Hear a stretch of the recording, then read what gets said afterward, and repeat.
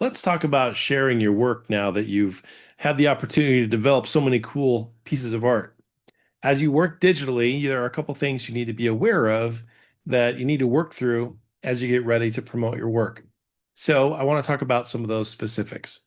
First and foremost, we need to talk about what the intended purpose is. So, creating your digital art in Procreate, hopefully you followed the advice and you made the larger print resolution image, which means that you selected your art file, you made it the print dimensions, and you used 300 dpi at a minimum so that you have the artwork at an appropriate size for printing. That way, let's talk about exporting for print first and foremost. So let's switch on my iPad and take a look at our happy little Ninja Pig drawing and painting, which we've been working on. So this artwork was originally designed at 8.5 by 11 at 300 dpi, and now I want to print an awesome poster. So what do? I'm going to click on the wrench and I'm going to click on share. This is where I have the different options and file formats available to me. So if I want to print something, I need to pick the appropriate file type for printing. Also, I want to think about the printing method. If I'm printing on my own printer and I'm using my own computer, then working with a JPEG, a PNG, or a PDF would be fine. Uh, what's nice is that Procreate preserves the resolution that you already set up in your file. So if you export or share one of those file types, then you'll have the right resolution you need for printing on your own printer. As you share it, I suggest, let's say I'm going to pick one. I'm going to pick PDF. Here I can select best quality. Definitely pick best quality. And it's going to ask me where.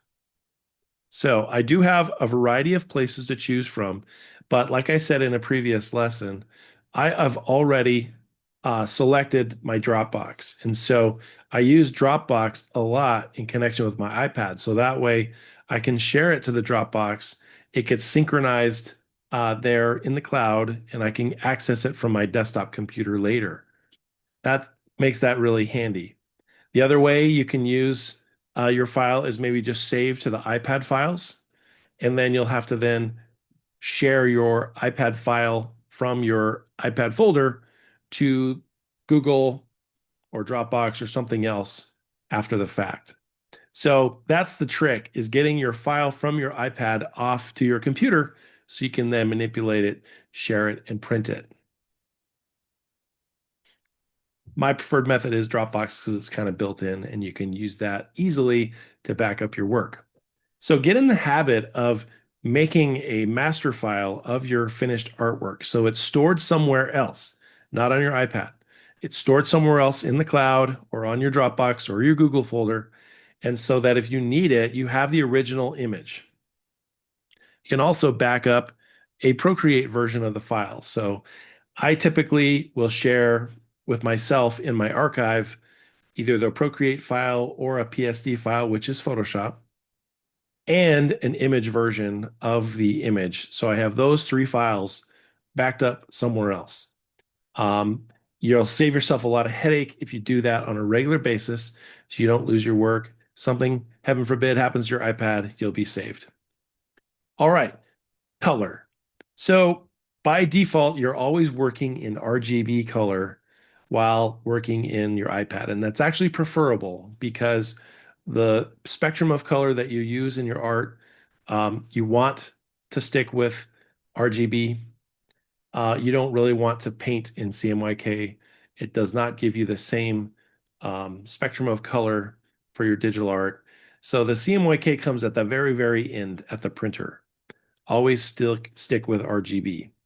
So once you've got that file exported as a PDF or a JPEG or a PNG, you now have that off your computer. To be able to make your printer file, you're probably going to want a PDF file because, again, if you're printing to your own printer or you're taking it on a USB to Staples or something like that, you're going to want a PDF copy to print. And that PDF will convert to CMYK at that printing station at Staples or on your home printer. The only exception to this is if you're going to upload your art to an online service to print. A lot of times, those online services want you to send a PNG or a PDF. Why PNG or PDF? Well, PNGs can have transparent backgrounds, and so can PDFs. And also, they can handle the printer gamut color that you need for the best quality of your print. So, JPEGs are great for photography and for, compressed images. They work really good, but for highest print quality, stick with a PNG or a PDF. So, we've covered that. Now, what are you going to do if you want to share this picture online? You want to put it on your social media or something else? Well, I suggest sharing this file as a PNG on a regular basis with your photo library on your iPad. What that does is it puts an RGB copy of your photo, of your illustration in your Apple Photos, which you can then use to post on your social media. What's good is that when you go from your iPad or your phone from Apple Photos, it all automatically resizes your image for social media, so it's not too big to put out there into the universe. So that's a really simple way. So in addition to backing up your printing files on an on a folder somewhere else, also put an image copy in your Apple Photo library so you have something to share and put on social media and so on. In addition to that, if you click on video, this is where you can export a time-lapse video of what you've done. And I love that this is automatically being recorded in the background. So you can select under video, export time-lapse video, and it asks you, do you want to do full length or 30 second? I find it's really awesome to do the 30 second, and then you watch it, and it's a quick little time lapse of what you did. If you're using it for demos or something else, you can record a full length, and it'll actually, show every step. It's really awesome, and it's doing this all along. I don't know how it does it. It's kind of amazing to me that it can do it. But this is a great way to share your work and to show your work. So I love that little export time lapse feature that you've got. So those are some of the main ways that you're going to take your art and get it out there. Um, like I said, it all starts on picking the right file size and format in the beginning so that you have one that's high resolution enough to use and distribute. So like I said before, in my opinion, it's always better to go with the print size first, and then everything else is going to be downsized. The last thing I'll say about this is if you're going to put this on your own portfolio, you have a portfolio page where you're actually going to take your imagery and take it and put it online.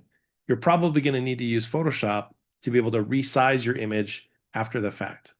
You need kind of a 300 dpi print file, and you need a 72 dpi web-based file. That one you'll have to make in Photoshop later on. That way you can have those two sizes in your archive folder so that you can do what you need to do with your file. I know, complicated. You got to worry about all these different file formats, but you'll save yourself a lot of headache if you really take time to archive and save the right things in the right way. All right. Hope that helps.